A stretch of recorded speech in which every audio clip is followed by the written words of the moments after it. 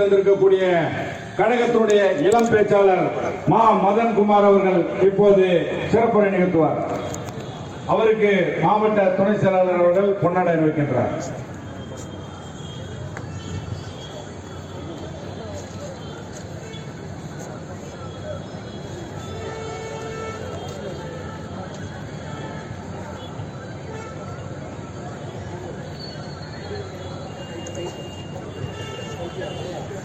எங்கள் வாழ்வும் எங்கள் வளமும் மங்காத தமிழென்று சங்கே முழங்கு. இந்தி திணிப்பு, நீர்ப்பருவில் பாரபட்சம், தொகுதி மறுசீரமைப்பில் அநீதி ஆகிய 3 வாழ்வாதார பிரச்சனையை எதிர்கொண்டிருக்கிற தமிழ் நிலத்தை காக்க திராவிட முன்னேற்ற கழகத்தினுடைய இளைஞரணி முன்னெடுத்து நடத்தி கொண்டிருக்கிற இந்த கண்டன பொதுக்கூட்டத்தினுடைய தலைமை பொறுப்பேற்றிருக்கிற என் அன்பிற்குரிய நாடாளுமன்ற உறுப்பினர் சி என் அண்ணாதுரை அவர்களுக்கும், முன்னிலை பொறுப்பேற்றிருக்கக்கூடிய நகர கழகத்தினுடைய செயலாளர் அண்ணன் கார்த்திக் வேல்மாறன் அவர்களுக்கும், எங்களுக்கெல்லாம் வழிகாட்டியாக இருந்து அருணை மாநகரினுடைய இளைஞர் படையை வழிநடத்தக்கூடிய அண்ணன் ஏவாவை கம்பன் அவர்களுக்கும், முன்னிலை பொறுப்பேற்றிருக்கக்கூடிய மாண்புமிகு சட்டப்பேரவை துணைத் தலைவர் அவர்களுக்கும், மாவட்ட கழகத்தினுடைய இளைஞரணி துணை அமைப்பாளர் அண்ணன் கண்ணதாசன் அவர்களுக்கும், ராஜசேகர் அவர்களுக்கும், ரமேஷ் அவர்களுக்கும், அண்ணன் திலீப் குமார் அவர்களுக்கும், மேடையில் அமர்ந்திருக்கிற கழக முன்னோடிகளுக்கும், என் வளர்ச்சியை தன்னுடைய வளர்ச்சியாக நினைத்து என்னை வளர்த்தெடுக்கிற அண்ணன் ஸ்ரீதர் அவர்களுக்கும், அண்ணன் கார்த்திக் வேல்மாறன் அவர்களுக்கும், அரங்கத்தினுடைய முன்வரிசையில் அமர்ந்திருக்கிற சிறு வயதிலிருந்து என்னுடைய பேச்சை கேட்டு என்னை திருத்தி வழிநடத்தி இன்றைக்கு தமிழ்நாட்டின் மேடைகள் எல்லாம் பேசுவதற்கு நான் காரணமாக இருப்பதற்கு அடிப்படை அமைத்து தந்த எங்கள் தமிழாசிரியர்கள் அண்ணன் பிரேம்குமார் அவர்களுக்கும், ஐயா சபரி அவர்களுக்கும், நாற்காலியில் அமர்ந்திருக்கிற தாய் தமிழ் உறவுகள் உள்ளிட்ட அத்தனை பேருக்கும் என் அன்பின் வணக்கம். இன்றைக்கு வரலாற்றில் மிக முக்கியமான ஒரு நாள். வரலாற்றின் பக்கம், இந்திய அரசியல் வரலாற்றின் பக்கம் ஒரு மிகப்பெரிய நடுக்கத்தை கண்ட நாள் மார்ச் 6. ஏன் தெரியுமா? ஒரு பேராய அரசை, ஒரு மிட்டா மிராசுதார்கள் ஆண்ட அரசை, பெரும் சாதிய பின்புலமும் வணிக பின்புலமும் கண்ட ஒரு காங்கிரஸ் பேர் இயக்கத்தை, தனித்த ஒரு மாநிலத்தின் இயக்கம் எந்த சாதிய பின்புலமும், எந்த வணிக பின்புலமும், எந்த அதிகார பின்புலமும் இல்லாமல் தமிழ் உணர்வு கொண்ட ஒரு கூட்டத்தை கொண்டே வீழ்த்தி ஆட்சி அதிகாரத்தை அடைய முடியும் என்று ஒரு மாநில கட்சி இந்திய ஒன்றியத்தில் ஆட்சி அமைந்த நாள் மார்ச் 6. முதலாக திராவிட முன்னேற்ற கழகம் ஆட்சி கட்டில் அமைந்த நாள் மார்ச் 6, 1967. அப்போது பொறுப்பேற்ற போது நம்முடைய அண்ணாதுரை அவர்கள் 3 முக்கிய நோக்கங்களை முன்வைத்தார். 1, சுயமரியாதை திருமணத்தை அங்கீகாரம் செய்தார். 2, நாம் வாழக்கூடிய இந்த நிலப்பரப்பிற்கு தமிழ்நாடு என்று பெயர் சூட்டினார். 3வது, என் உயிருள்ளவரை, மானமுள்ள தமிழ்குடி இந்த மண்ணில் வாழும் வரை இருமொழி கொள்கைதான் இந்த மண்ணில் நடைமுறை இருக்கும். இந்த 3ம் இந்த மண்ணில் உயிர்ப்போடு இருக்கிற வரை இந்த தமிழ்நாட்டை அண்ணாதுரை தான் ஆளுகிறான் என்று சொன்னார். இன்றைக்கு அந்த மொழியை அழிப்பதற்கு ஒன்றிய அரசு மும்மொழி கொள்கையின் மூலமாக, புதிய கல்விக் கொள்கையின் மூலமாக உள்ளே வந்திருக்கிறார்கள். ஏன் அவர்கள் மொழியின் மீது கை வைக்கிறார்கள்? 3 காரணம். அவர்களை எதிர்த்து நான் பேசுவதற்கு என் மொழி தடையாக இருக்கிறது. 2வது, நான் படிக்கிறேன், என் கல்வி தான் என்ன பேச வைக்குது, அந்த கல்வியை தடுக்கணும், புதிய கல்விக் கொள்கையை கொண்டு வராங்க. 3வது, என்னிடம் இருக்கிற அதிகார பகிர்வு, நான் நாடாளுமன்ற உறுப்பினராக, சட்டமன்ற உறுப்பினராக, மக்கள் பிரதிநிதியாக இருப்பதினால் தான் சட்டமன்றத்தில் பேச முடியுது, நாடாளுமன்றத்தில் பேச முடியுது. ஆகவே என் மொழியை அழிப்பதற்கு மும்மொழி கொள்கை, என் கல்வியை அழிப்பதற்கு புதிய கல்விக் கொள்கை, என்னுடைய அதிகாரத்தை, என்னுடைய மக்கள் பிரதிநிதித்துவத்தை அழிப்பதற்கு தொகுதி மறுசீரமைப்பு, இப்படி 3 யுத்தங்களை ஒன்றிய அரசு தொடுத்திருக்கிறது.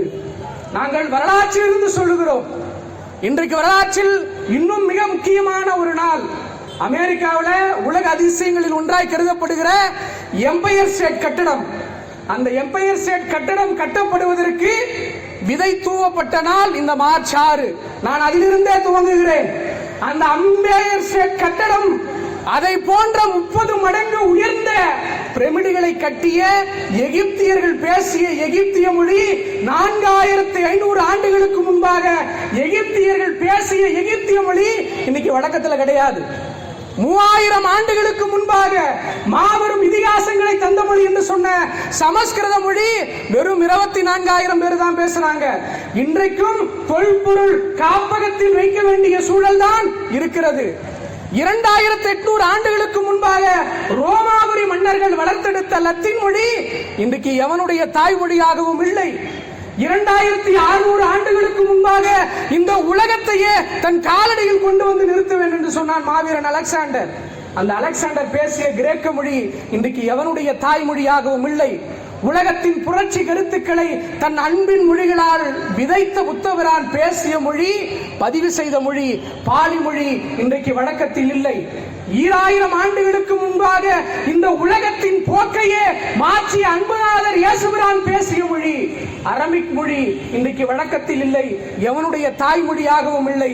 ஆனால் இந்த மொழிகள் எல்லாம் பிறப்பதற்கு பல்லாயிரம் ஆண்டுகளாக மூத்த மொழியாய் தோன்றி இந்த மொழிகள் எல்லாம் இந்த மண்ணில் வரலாற்றில் தொடர்பற்று இழந்த போதும் கூட இன்றும் குன்றா இளமையோடும் வளமையோடும் கொண்ட இலக்கியத்தையும் இலக்கணத்தையும் கொண்டு உலக வரலாற்றில் ஒரு மொழி நிலைத்து நின்று வாழுகிறது என்றால் அது நம் தாய்மொழியான தமிழ் மட்டும்தான்.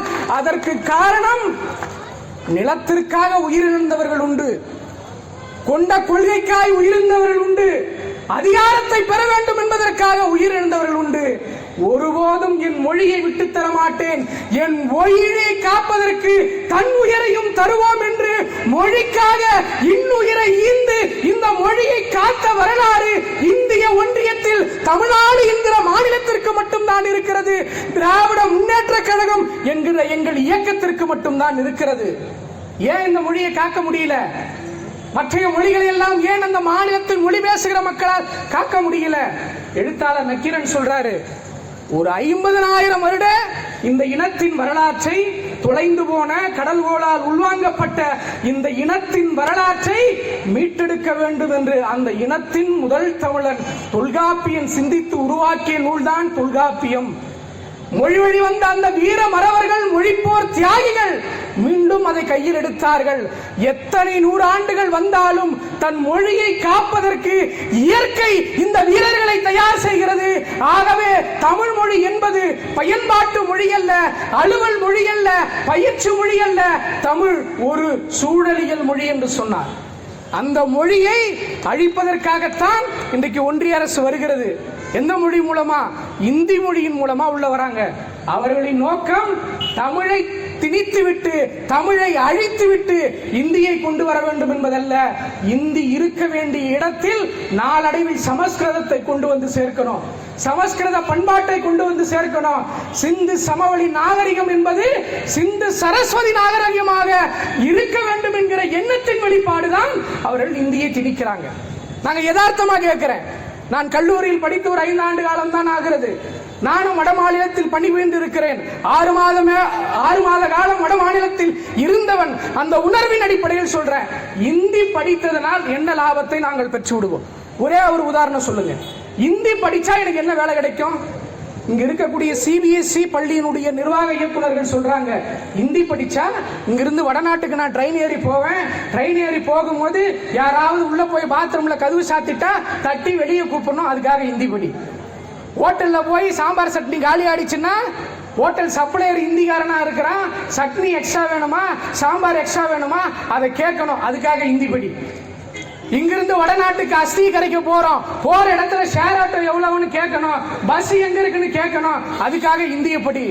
நான் இந்தி மொழியை படிப்பதினால் எனக்கு தேசிய அளவில் வேலை வாய்ப்பு கிடைக்க போவதில்லை, மத்திய அமைச்சகத்தின் வேலை வாய்ப்பு கிடைக்க போகிறதில்ல, உள்துறை அமைச்சகத்தில் எனக்கு வேலை வாய்ப்பு கிடைக்க போகிறதில்ல, ஸ்டாஃப் செலக்ஷன் கமிஷன்ல எனக்கு வேலை வாய்ப்பு கிடைக்க போகிறதில்ல, இந்தியை படிப்பதனால் எனக்கு போண்டாவும் டீயும் பஜ்ஜியும் தான் கிடைக்கும்னா அந்த மொழியை நீங்களே படித்துக் கொள்ளுங்கள். இருமொழி கொள்கையின் மூலமாக நாங்கள் வளர்ந்து கொண்டே இருக்கிறோம். எங்கள் வளர்ச்சியை பற்றியும் பொறாமை உங்களுக்கு இருந்தால் ஆங்கிலத்தை உங்க பிள்ளைகளுக்கு கத்து கொடுங்க. அவளின் நோக்கம் என்ன தெரியுங்களா? ஆங்கிலம் அவர்களால் படிக்க முடியல. நாங்கள் ஒரு வரையறையை வைக்கிறோம். இருமொழி கொள்கையை நாங்கள் ஏற்றிருக்கிறோம். 40 ஆண்டுகளுக்கு மேலாக தமிழ்நாடு அதை முழுமையாக உள்வாங்கி இருக்கிறது. மும்மொழி கொள்கை என்று சொல்லுகிறீர்கள் அல்லவா? இரண்டுக்கும் ஒப்பீடு. இருமொழி கொள்கையின் மூலமாக தமிழ்நாடு அடைந்த சாதனையை நாங்கள் பட்டியலிடுகிறோம். மும்மொழி கொள்கையை ஏற்ற ஒரு வட இந்திய மாநிலம் இந்தியாவில் இருக்கிறதா? அந்த மாநிலம் வளர்ச்சி அடைந்திருக்கிறதா? கல்வி வேலை வாய்ப்புகளில் உலக நாடுகளில் சென்று அடைந்த உயர்வு இருக்கிறதா? நாங்கள் சொல்லுகிறோம், நாங்கள் பட்டியலிடுகிறோம். இன்றைக்கு உலகமே அண்ணாந்து பார்க்கிறது. சந்திராயன் 1, அந்த சந்திராயன் 1 விண்கலத்தின் இயக்குநராக இருந்த அண்ணாதுரை தமிழ் வழி கல்வியில் பயின்றவர். பொக்ரேன் அணு ஆயுத இயந்திரத்தின் மூலமாக உலக வல்லாதிக்க நாடுகளை நடுங்க வைத்தாரே, வியந்து பார்க்க வைத்தாரே. ராமேஸ்வரத்திலிருந்து புறப்பட்ட ஏவுகணை அப்துல் கலாம் தமிழ் வழியில் படித்தவர். ஜிசாட் 12 விண்கலத்தினுடைய இயக்குநராக இருந்த நிகர் சாஜி தென் மாவட்டத்தை சார்ந்தவர், தமிழ் வழியில் பயின்றவர். அவருக்கு ஆங்கிலத்தை தாண்டி இன்னொரு மொழி தெரியாது. மங்களையான் திட்ட இயக்குநரின் அருணன் தமிழ்நாட்டில் தமிழ் வழி கல்வியில் கல்லூரியும் தமிழில் படித்தவர். அவருக்கு ஆங்கிலத்தை தாண்டி தமிழை தாண்டி இன்னொரு மொழியை தெரியாது. இன்றைக்கு உலகமே அண்ணாந்து பார்த்து கொண்டிருக்கிறதே. போகிற இடங்களில் எல்லாம் மோடி சொல்லுகிறார் அல்லவா, இந்தியாவின் பெருமிதம் சந்திராயனில் இருக்கிறது. சந்திராயன் 3 மூலமாக இந்தியாவினுடைய பெருமை பட்டோலி வீசி பறக்கிறது என்று. அந்த பட்டோலி வீசி பறப்பதற்கு காரணமாக இருந்த நம் விழுப்புரம் மண்ணை சார்ந்த வீரமுத்துவேல் 12ஆம் வகுப்பு வரை தமிழ் வழியில் பயின்றவர், கல்லூரியையும் தமிழ் வழியில் பயின்றவர். நான் கேட்கிறேன், 2 மொழி கொள்கை, இருமொழி கொள்கை, தமிழ் ஆங்கிலத்தை மட்டுமே உள்வாங்கி ஏவுகணையில் நாங்கள் இருக்கிறோம், இஸ்ரோவில் நாங்கள் இருக்கிறோம், உலகத்தின் அத்தனை ஆய்வகத்திலும் நாங்கள் இருக்கிறோம். இந்தி படிச்சு நீங்கள் அடைந்த லாபம் என்ன? வட இந்திய மாநிலங்களில் இந்தியை ஏற்றுக்கொண்டதினால், மும்மொழி கொள்கையை ஏற்றுக்கொண்டதினால் அடைந்த லாபம் என்ன? தமிழ்நாட்டின் வரலாற்று பக்கங்களில், இந்திய வரலாற்று பக்கங்களில் இத்தனை தமிழர்கள் இருமொழி கொள்கையின் மூலமாக உயர்ந்திருக்கிறார்களே, மும்மொழி கொள்கையின் மூலமாக அடைந்த லாபத்தை ஒரே ஒரு சாட்சியையாவது உங்களால் சொல்ல முடியுமா? அப்ப நீங்க இதை எப்படி பார்க்கணும்? இது திமுகவிற்கும் பாரதிய ஜனதாவிற்கும் இடையில் நடக்கக்கூடிய யுத்தம் அல்ல. இது ஸ்டாலின் அவர்களுக்கும் மோடி அவர்களுக்கும் இடையிலான யுத்தம் அல்ல. இது உதயநிதி அவர்களுக்கும் அமித்ஷா அவர்களுக்கும் இடையிலான யுத்தம் அல்ல. ஆயிரம் ஆண்டுகளுக்கு முன்பாக கைபர் போலான் வழியாக வந்த அந்த ஆரிய கூட்டத்திற்கும் திராவிட கூட்டத்திற்கும் நடக்கக்கூடிய ஆரிய திராவிட யுத்தம் என்பதை நாம் புரிந்து கொள்ளணும். மொழி திணிப்பு கிடையாது. மொழி அழிந்து போனால் பண்பாடு அழிந்து போகும், பண்பாடு அழிந்து போனால் நாகரிகம் அழிந்து போகும், நாகரிகம் அழிந்து போனால் வரலாற்றில் தொடர்பட்டு போவோம் என்பதற்கு சாட்சிதான் ராஜஸ்தான். 1951 ராஜஸ்தான்ல ஒரு கணக்கெடுப்பு. அந்த மொழி பேசுகிற மக்கள் எத்தனை பேர் அந்த மாநிலத்தில்? 1951 கணக்கெடுப்பின்படி அந்த மாநிலத்தினுடைய பூர்வீக மொழி ராஜஸ்தானிய மொழி பேசுகிற மக்களின் எண்ணிக்கை 70%. இந்தி மொழி பேசுகிற மக்களின் எண்ணிக்கை 13%. 1951 கணக்கெடுப்பின்படி 2011 மீண்டும் கணக்கெடுப்பு நடத்துகிறார்கள். மொழி வழி தேசியத்தை அடைய வேண்டும் என்று தமிழ்நாடு கூக்குரலிட்டது. அதனின் உணர்வை இன்றைக்கு வட இந்திய மாநிலங்கள் நாடி இருக்கின்றன. 2011 மீண்டும் எடுக்கப்பட்ட கணக்கெடுப்பின்படி ராஜஸ்தான் மாநிலத்தில் அந்த ராஜஸ்தானினுடைய பூர்வீக மொழியான ராஜஸ்தானிய மொழியை பேசக்கூடிய மக்களின் எண்ணிக்கை 7%. இந்தி பேசுகிற மக்களின் எண்ணிக்கை 89%.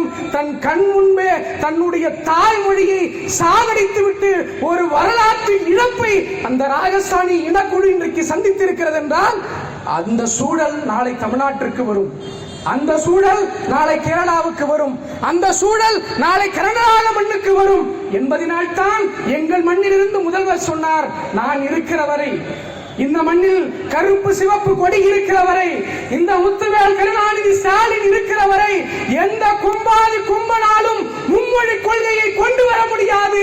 இந்த மண்ணில் திராவிட முன்னேற்ற கழக ஆட்சி இருக்கிற வரை, அதிகாரம் இருக்கிற வரை இருமொழி கொள்கை தான் பின்பற்றப்படும் என்று சொன்னார். அதன் நீட்சிக்கு தான் நீ ஏத்துக்கலையா, உன்னை எப்படி மடக்கணும்னு தெரியணும். மூணாவதா ஒரு வழி கொண்டு வராங்க. என்ன? புதிய கல்விக் கொள்கை. உண்மையாகவே ஒரு மாநில மொழியை ஊக்கப்படுத்த வேண்டும் என்கிற எண்ணம் உங்களுக்கு இருக்குமானால் நீங்கள் இந்த மாநில மொழிக்கு கொடுத்த முக்கியத்துவம் என்ன? வரும்போது போகும்போது அந்நிய நாடுகளுக்கெல்லாம் போகும்போது தமிழின் பெருமையை பேசுறாருல. நிதி பகிர்வுல தமிழ்நாட்டுக்கு தமிழ் மொழிக்கு நீங்க எவ்வளவு கொடுத்தீங்க? சமஸ்கிருதம் பேசக்கூடிய மக்களின் எண்ணிக்கை இது எவ்வளவு ஆக்கப்பூர்வமா இருக்குன்னு தெரியல. 24,000 பேர் கணக்கு சொல்றாங்க.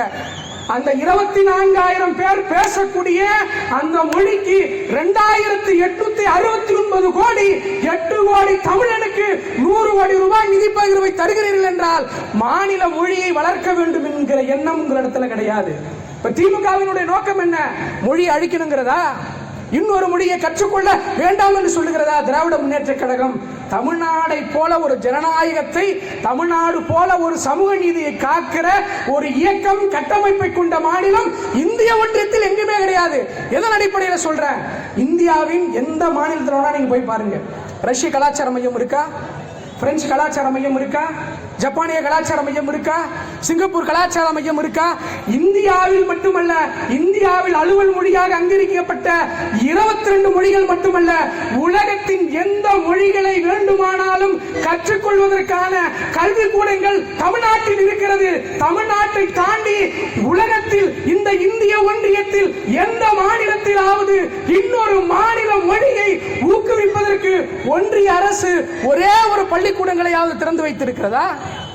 மும்மொழி கொள்கை இந்திய கொண்டு வரணும், 22 மொழிகளையும் கற்றுக்கொள்ளணும்ங்கிறீங்களே. உங்க நோக்கம் சரியாக இருந்தா தமிழ்நாட்டில் கேந்திர வித்யா பள்ளி இருக்கு, 53 பள்ளி இருக்கு, இந்திய ஆசிரியர் 100 பேர், சமஸ்கிருத ஆசிரியர் 15 பேர். 20 ஆண்டுகளாக ஒரே ஒரு தமிழ் ஆசிரியர் கூட கேந்திர வித்யா பள்ளியில் இல்லை என்றால் என் மக்கள் இந்த மொழியை படிக்க கூடாது, இந்தியை தான் படிக்க வேண்டும் என்று நீங்கள் திணிக்கக்கூடிய திணிப்பு இதன் மூலமா வெளியாகிறதா இல்லையா? நாங்க ஏன் புதிய கல்விக் கொள்கையை எதிர்க்கிறோம்? 2 நோக்கம்தான். புதிய கல்விக் கொள்கை இடைநிற்றலை ஊக்குவிக்கிறது. 2வது, மும்மொழி கொள்கையின் மூலமாக இந்தியை திணிக்கிறது. இந்த 2 காரணத்திற்காகத்தான் நாங்கள் புதிய கல்விக் கொள்கையை ஏற்கிறோம். புதிய கல்விகள் என்ன சொல்லுது? வரலாற்றின் ரீதியாக நீங்க பாருங்க. புதிய கல்விக் கொள்கை ஒரு 3000 பக்கம் ஒரு வெளியீடு செய்யறாங்க. அந்த வெளியீட்டுல அதன் முதல் பக்கத்தை பாருங்க. அந்த நூலை யார் தயார் செய்தாங்க? அந்த பட்டியலை யார் உருவாக்கினாங்க? யாரிடம் விவாதிக்கப்பட்டது? யார் அதற்கு அனுமதி அளித்தாங்க? இன்னைக்கு ஒண்ணுமில்ல, நீங்க வீட்டுல போய் பாருங்க. 1ஆம் வகுப்பு படிக்கிற பிள்ளையின் புத்தகத்தை எடுத்து பாருங்க. அதுல முதல் பக்கத்துல இருக்கும் போர்ட் ஆஃப் ஸ்டடீஸ், கீழே அகாடமிக் கவுன்சில் ஒன்று இருக்கும். என்ன போர்ட் ஆஃப் ஸ்டடீஸ்னா யாரெல்லாம் இந்த நூலை உருவாக்கினார்கள், 2வது யாரெல்லாம் இதற்கு ஒப்புதல் அளித்தார்கள், தமிழ்நாட்டினுடைய 1ஆம் வகுப்பு பாட புத்தகத்தில் யார் இந்த நூலை உருவாக்கினார்கள், யாருக்கு ஒப்புதல் அளித்தார்கள், எந்த ஆண்டில் இது கொண்டு வரப்பட்டது, அந்த ஆணைய குழுவில் யாரெல்லாம் இருந்தார்கள் என்பதற்கு வரலாற்று சாட்சியம் இருக்கிறது. ஆனால் ஒரு நாடு 145 கோடி மக்கள் தொகை கொண்ட ஒரு நாடு பெறப்போகின்ற கல்வி யார் எழுதினாங்க, யார் படிச்சாங்க, யார் ஒப்புதல் வழங்கினாங்க என்ற எந்த அறிவிப்பும் அதில் இல்லை என்றால் அதை எப்படி தமிழ்நாடு ஏற்றுக்கொள்ள முடியும் என்பதுதான் எங்கள் கேள்வி. தமிழ்நாட்டில் திராவிட முன்னேற்ற கழக அரசு எமர்ஜென்சிக்கு முன்பாக இருந்தவரை மாநில பட்டியலில் தான் கல்வி இருந்தது. அது ஒன்றிய அரசின் பட்டியலுக்கு போகுது, எமர்ஜென்சி பீரியட்ல போகுது. போகும்போது கொண்டு போய் எங்க வைக்கிறாங்க? Concurrent list. கன்கரண்ட் லிஸ்ட்னா என்ன அர்த்தம்? இப்ப நானும் அண்ணா ஹபீபுல்லாவும் பக்கத்து வீட்டுல இருக்கேன்னு வச்சுக்கோங்க. 2 பேரும் பக்கத்து வீட்டுல இருக்கிறோம். போற பாதை ஒரே பாதை தான். 2 பேரும் ஒன்னா ஒத்திசைவு பண்ணி நாங்க என்ன பண்றோம்? ஒரு பாதையை போட்டுக்கலாம். நாளைக்கு பிரச்சனை வந்தா பேசி முடிவு பண்ணிக்கலாம் நினைக்கிறோம். அதுதான் கன்கரண்ட் லிஸ்ட், ஒத்திசைவு. ஒவ்வொரு மாநிலத்தையும் கேட்கணும். நான் கேட்கிறேன், இந்த புதிய கல்விக் கொள்கையை வடிவமைத்தீர்களே, இதற்கான அரசாணைகளை உருவாக்கினீர்களே, இதற்கான நிதி பகிர்வை கொண்டு வந்தீர்களே, ஒவ்வொரு மாநிலத்தையும் எப்படி இது அமல்படுத்த வேண்டும் என்ற திட்டக்குழுவை உருவாக்கினீர்களே, இதில் தமிழ்நாட்டினுடைய பிரதிநிதித்துவம் என்ன? தமிழ்நாட்டின் எந்த கல்வியாளர்கள் இதில் அனுமதித்தீர்கள்? தமிழ்நாட்டை சார்ந்த எந்த நாடாளுமன்ற சட்டமன்ற உறுப்பினர்கள், தமிழ்நாட்டினுடைய எந்த கட்சி இதில் பங்கேற்றது? தமிழ்நாட்டை சார்ந்த ஒருவர் கூட பங்கேற்காத ஒரு கல்விக் கொள்கையை தமிழ்நாடு ஏற்க வேண்டும் என்பதில் என்ன ஜனநாயகம் இருக்கிறது என்பதை நீங்கள் சிந்தித்து பார்க்கணும். ஏன் திராவிட முன்னேற்ற கழகம் புதிய கல்விக் கொள்கையை ஏற்கல? ஏன் எதிர்க்குது? ரெண்டு விஷயம்தான். இடைநிற்றலை ஊக்குவிக்கிறது. மூணாம் வகுப்பு படிக்கிற பிள்ளைக்கு எக்ஸாம், 5ஆம் வகுப்பு படிக்கிற பிள்ளைக்கு எக்ஸாம், 8ஆம் வகுப்பு படிக்கிற பிள்ளைக்கு எக்ஸாம். நான் கேட்கிறேன், 3வது படிக்கிற பிள்ளைக்கு நீ கொண்டு போய் பரிச்சை வச்சேன்னா அவன் கொள்ளைக்கு போவானா, பள்ளிக்கூடத்துக்கு வருவானா? 5ஆம் வகுப்பு படிக்கிற பள்ளிக்கு நீ பொது தேர்வு வச்சா அவன் ஸ்கூலுக்கு வருவானா, விளையாட்டுக்கு போவானா? 8ஆம் வகுப்பு படிக்கிற பிள்ளைக்கு நீ பொது தேர்வு வச்சா அவன் பள்ளிக்கூடத்திற்கு வருவானா, அவன் விளையாட்டுக்கு போவானா? அப்ப இந்த கல்விக் கொள்கை எதை கொண்டு வருகிறது? இடைநிற்றலை கொண்டு வருகிறது.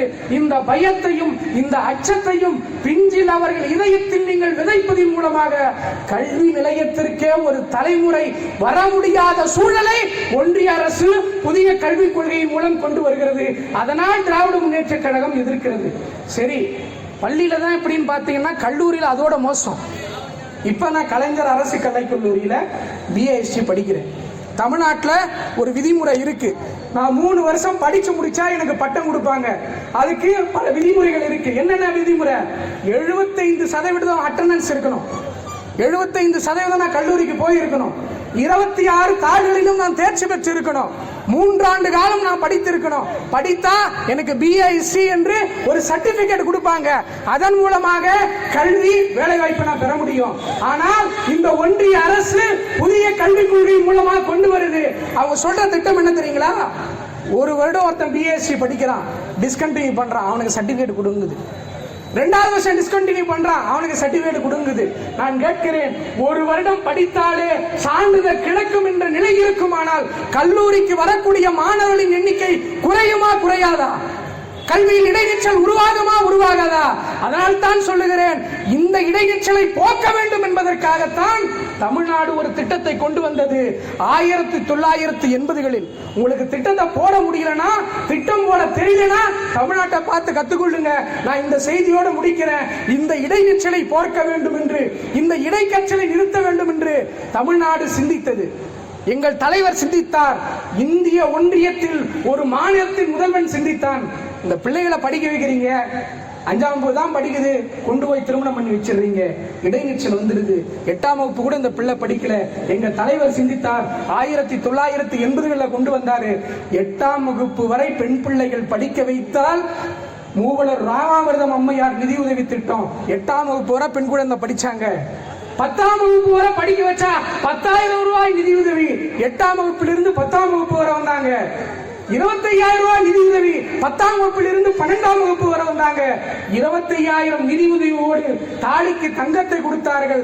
எல்லோரும் பட்டம் பெற்றார்கள். நான் கேட்கிறேன், இன்றைக்கு இங்க அமர்ந்திருக்கிறீர்களே, நம் வீட்டின் பிள்ளைகள் எல்லாம், நம் பெண் பிள்ளைகள் எல்லாம் காய்ச்சி தாலி கயிறு ஏறுவதற்கு முன்பாக படித்த பட்டத்தின் அந்த கயிறு ஏறுகிறது. அந்த உணர்வை, அந்த கல்வியை தமிழ்நாட்டில் ஒவ்வொரு இடங்களிலும் கொண்டு போய் சேர்த்த இயக்கம் திராவிட முன்னேற்ற கழகம், சேர்த்த ஆட்சி திராவிட முன்னேற்ற கழக ஆட்சி. அந்த இடைநிற்றலை போக்குறதுக்கு 1980களில் இருந்து போராடி 2025 வரை நாங்கள் இடைநிற்றலை போக்கி எல்லா மாணவர்களையும் கல்வி நோக்கி அணி திரட்டுவோம். இவர் அங்கிருந்து புதிய கல்விக் கொள்கைன்னு கொண்டு வருவாரு. எல்லா பிள்ளைகளையும் பள்ளிக்கூடத்திலிருந்து விரட்டுவாரு. எல்லா பிள்ளைகளும் பேரணிக்கு போ, எல்லா பிள்ளையும் கலவரத்தில் பங்கேறு என்று சொல்லக்கூடிய அந்த மும்மொழி கொள்கையையோ அந்த கல்விக் கொள்கையோ தமிழ்நாடு ஒருபோதும் ஏற்காது. நான் நிறைவா இப்படி சொல்லி முடிக்கிறேன். ஒரு சின்ன பையன் கொள்ளைக்கு போயிட்டே இருக்கிறான். போய்கிட்டே இருக்கும்போது ஒரு பாம்பு குத்த பார்க்கறான். உள்ள பாம்பு இருக்கு. நம்ம போனா சத்தம் கேட்கும். பாம்பு வெளியே வந்து நம்மளை கடிச்சிச்சுன்னா என்ன பண்றதுன்னு நினைச்சு அந்த பிள்ளை என்ன பண்ணுது, சத்தம் போடாம வரப்பு வழியா போவோம், சுத்திட்டு போனாலும் பரவாயில்லன்னு போகுது. உள்ள இருந்த பாம்பு சத்தம் கேட்டு எழுந்துடுச்சு. பாம்பு பார்க்குது. இவனுக்கு எவ்வளவு திமிரு இருக்கும். நான் உள்ள இருக்கேன்னு தெரிஞ்சும் என்னை பார்க்காம போறான்னா இவனை சும்மா விடக்கூடாதுன்னு சொல்லி அந்த பாம்பு பின்னாடியே துரத்தி போய் அவன் காலில் கொட்டுது. அவன் கீழ் விழுறான். வீட்டில் இருக்கவங்க எல்லாம் கொண்டு வந்து மருத்துவமனையில் சேர்க்கறாங்க. பிள்ளைய காப்பாத்துறாங்க. கண் விழிச்சு பிள்ளை நினைக்குது, அந்த பாம்புக்கு நம்ம எந்த தொந்தரவும் பண்ணல. அது உள்ள இருக்கு. அது தொந்தரவு பண்ணக்கூடாதுன்னா அந்த வழியா போகாம நான் வரப்பு வழியா போனேன். இருந்தாலும் என்ன தேடி வந்து அது கொத்துதுன்னா நான் அது இடத்துல நியாயம் கேட்டே ஆகணும்னு 2வது நாள் அந்த பிள்ளை என்ன பண்ணுது, போய் பாம்பு கிட்ட நியாயம் கேட்கணும்னு மீண்டும் அந்த வழியா போகுது. மீண்டும் அந்த புத்தில் இருந்த பாம்பு எட்டி பார்க்குது. உனக்கு எவ்வளவு தைரியம் இருக்கும்? நேத்து தான் உன்னை போட்டு அனுப்பிச்சிருக்கிறேன், இன்னைக்கு திருப்பி என்கிட்ட நீ வரனா உனக்கு எவ்வளவு தைரியம் இருக்கும் என்று அந்த பாம்பு எழுகிற போது அந்த பிள்ளை கேட்குது, நீ பண்றது நியாயமா? நீ உள்ள இருக்கிற, உனக்கு மரியாதை கொடுத்துதான் நீ இருக்கிற இடத்துக்கு வரக்கூடாது, உன்னை தொந்தரவு பண்ணக்கூடாது நான் போனேன். என்ன பின்னையே தொடர்ந்து வந்து நீ கொத்துறியே, இது நியாயமா? இது நியாயமான்னு கேட்குது. அந்த பாம்பு என்னையா எதிர்த்து பேசுறான்னு மீண்டும் கொட்டுது. மீண்டும் அந்த பிள்ளை விழுது. வீட்டில் இருக்கிறவங்க எல்லாம் வராங்க, கொண்டு போய் மருத்துவமனையில சேர்க்கிறாங்க. வீட்டில் அந்த தாத்தா ஒருத்தர் இருக்கிறார், வயசான தாத்தா. அந்த தாத்தா கேட்கிறாரு, ஏண்டா நேத்து தான் பாம்பு கடிச்சு செத்த, கொண்டு போய் உன்னை வைத்தியம் பார்த்து கொண்டு வந்தோம், இன்னைக்கு என்னடா மீண்டும் பாம்பு கடிச்சுன்னு கொண்டு வந்து போட்டிருக்க? அந்த பையன் சொல்றான், தாத்தா முதல் நாள் இது போல போனேன், பாம்பு இருக்குன்னு தொந்தரவு பண்ணக்கூடாதுன்னு நான் வளைச்சு போனேன், இருந்தாலும் பாம்பு என்னை வந்து கொத்திடுச்சு, அது பண்ணது அநியாயம் தானே, அதனால அந்த அநியாயத்தை தட்டி கேட்கணும்னு நான் இன்னைக்கு போனேன். போகும்போது அந்த பாம்பு மீண்டும் என்னை கொத்திடுச்சுன்னு தாத்தா சொன்னாரு, டே கொத்துறது பாம்பின் குணம், நீ நாளைக்கு என்ன பண்ற, போ கூட இந்த கைத்தடியும் கொண்டு போ, கைத்தடியை கொண்டு போ, அந்த பாம்பு உன்னை கொத்த வந்தா இந்த கைத்தடியை கொண்டு அடி, அந்த பாம்பு சதறி விடும், இனி எந்த பாம்பு உன்னை தீண்டாது என்றால். 3வது நாள் அந்த சிறுவன் போறான், போய் நிக்கிறான், பாம்பு துணிச்சலோடு எழுந்து நிக்குது. முதல் நாள் கொட்டின நீ தப்பிச்ச, 2வது நாள் கொட்டின தப்பிச்ச, இப்ப நான் கொட்டுறேன், நீ செத்தே போ என்று பாம்பு வாயை திறக்கிறது. கையில் இருந்த கைத்தடியை கொண்டு அந்த சிறுவன் அடிக்கிறான், பாம்பு துடி துடித்து விழுந்து போகிறது. அதுதான் வரலாற்று மீண்டும் நடக்கிறது.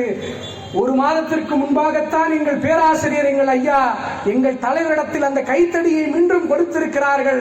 நீங்கள் 1 முறை கொட்டினால் ஏற்றுக்கொண்டோம், 2 முறை கொட்டினீர்கள் ஏற்றுக்கொண்டோம், மீண்டும் 1 முறை எந்த அநீதியேனும் தமிழ்நாட்டின் மீது திணித்தால் அந்த கைத்தடியை முத்துவேல் கருணாநிதி ஏந்துவார். அடிக்கிற அடி 2026 விடியும் என்று சொல்லி தமிழ்நாடு போராடும், தமிழ்நாடு வெல்லும் என்று சொல்லி இந்த அரசு இருக்கிற வரை, இந்த இயக்கம் இருக்கிற வரை இந்த மண்ணில் இருமொழி கொள்கைதான் பின்பற்றப்படும். இந்த மண்ணில் புதிய கல்விக் கொள்கைக்கு ஒருபோதும் இடமில்லை என்று சொல்லி நல்லதொரு வாய்ப்புக்கு நன்றி கூறி விடைபெறுகிறேன். நன்றி, வணக்கம். அடுத்ததாக தலைமை கழகத்தின் சார்பாக தலைமை கழக செய்தி தொடர்பு துணை செயலாளர் மருத்துவர் SAS அபிசுல்லா அவர்கள் இப்போது சிறப்புரை நிகழ்த்துவார்கள்.